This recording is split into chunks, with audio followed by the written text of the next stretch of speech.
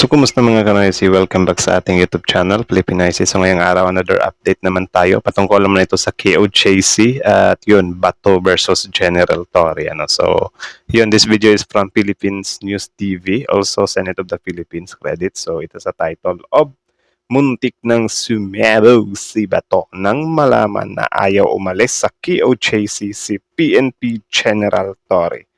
So yun, pinapaalis na nila. Alangan namang umalis yun, hindi pa nila nakuha yung pakay nila.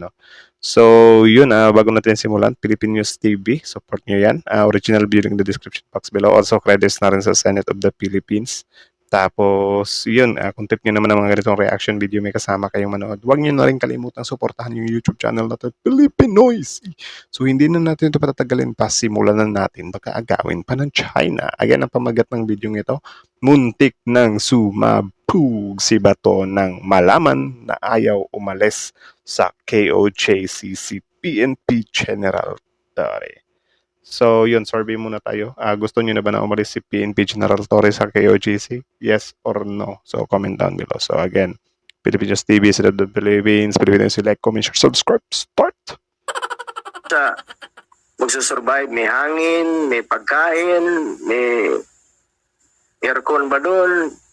Sa tingin ninyo, ano pang pwedeng madidiscover ninyo doon sa ilalim? Kung meron talaga kayong hinahanap doon sa ilalim after 13 days po. Your Honor, as for your first question, I'm not an expert on the rescue and on how long can a rescue be conducted. However, on the second issue, whether a person can survive in bunker for so long, what we are looking here, sir, is... Okay, so parang kini-question nila kung posible ba na magtagal doon sa ilalim. Of course, possible if napaghandaan na nila. Bunker nga, di ba? Alam nga namang mag-build ka ng bunker kung walang tubig, walang pagkain, walang source of hangin doon, di ba? Kibuloy pa. The end-of-the-world type bunker or Mageddon type bunker that can support life for extended periods of time. So, there's really no assurance, there's really no estimates on how long they can survive in here, because we believe that they can survive for not only 13 days, but more than or extended periods of time, because we're not looking here, sir, at an ordinary makeshift bunker. This is something that is built by somebody who has 2 airplanes and 2 helicopters in his hangar. So, among others. So, tapos, ang nakakaano pa dyan is, may mga tao pa nga dyan sa paligid, pagka syempre may nagsusupply din, at syempre may nagtitimbre. Hindi naman magtatagal yan kung walang magtitimbre. This is something that's can be done and can really be built by somebody with stature. So, sa tingin mo, kayang mag-survive ng ilang buwan dyan? Given enough resources, sir, people can really survive below ground, and which I will cover in my presentation later on, sir. May kuryente dun sa ilalim? Possible. Yes, sir, definitely. Ventilation, current, food, water, all the work, sir. And it could be very, very a comfortable life for a person, sir. Iba talaga yung mga tanungan kapag pinoprotektahan mo isang tao. Malamang sinasabi nila yan kasi syempre, pinoprotektahan nila Pa-question, ano yun, bulag-bulagan? Kini-question nila yung if ever na may bunker, kung magtatagal ba, may kuryente ba. Alam nga namang magbibuild ka ng bunker kung hindi ka handa, di ba? Syempre, kibulo yan, sobrang daming pera niyan. Baka nga afford niyan pumunta ng NASA or ng Mars pala, NASA na. Di ba? Grabe, kapag pinoprotektahan nila, close-minded sila sa mga possibilities. May maano lang talaga sila para ma-trigger din yung taong bayan, So sad. Yung sa ulang tanong ko kanina, yung endgame dito, tatanungin ko rin sa KOJC dito. Anong endgame ba rito? Anong in-expect po natin? That's also covered in the last 3 slides of my presentation, sir. That will be covered. The end game, sir, is really... You can address the question directly. Yes, we don't have to wait for your presentation. We will not stop. Galit na si Bato. Mr. Kibuloy is arrested because we really gonna turn our back against the helpless and voiceless victims of Mr. Kibuloy. Di ba? Ito din, hindi din nila tinitignan to. yung other side, yung mga victim di umano ni Kibuloy.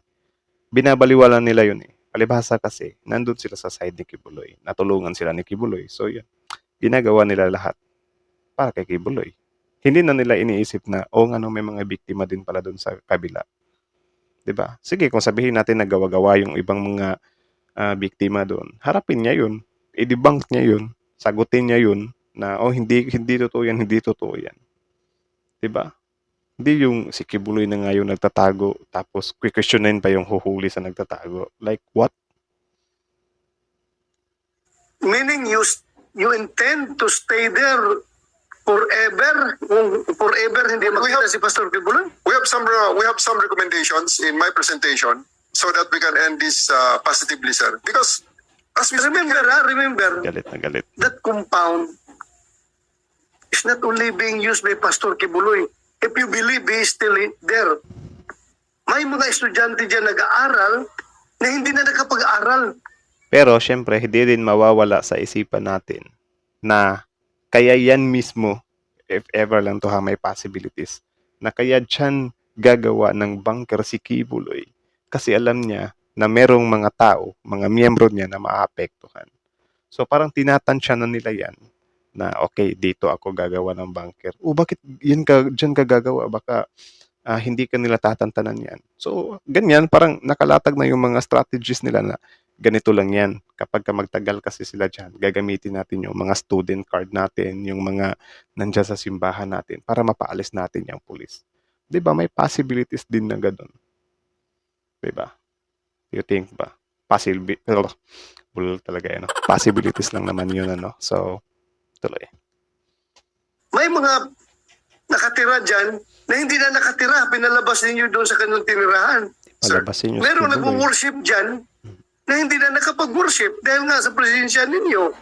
So, you mean to say you are willing to sacrifice all these rights, all these human rights of these people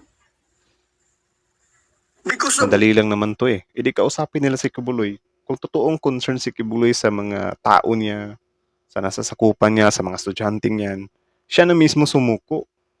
Kasi napaka-imposible na walang kontak si Kibuloy sa labas. 'Di ba?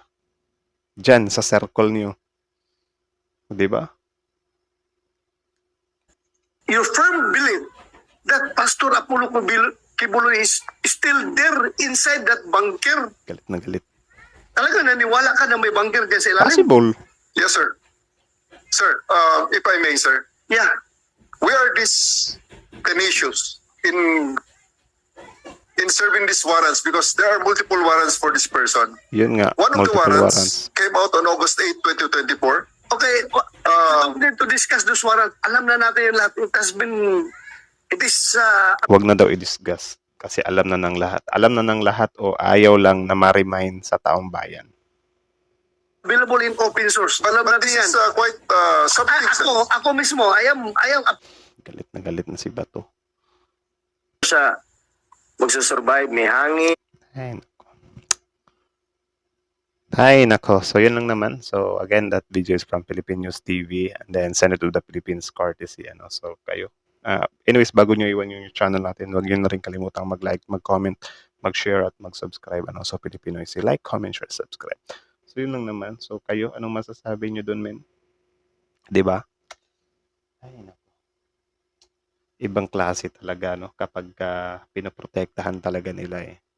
Like, I mean, sobrang close-minded nila, men. Sige, given na yun nga, may tawag dyan, may napipirwisyo talaga. Pero, anong magagawa natin dyan? Yan yung ginawang kuta eh. 'Di ba? Yan yung ginagawang pinagtaguan eh. 'Di ba? Anong magagawa natin dyan?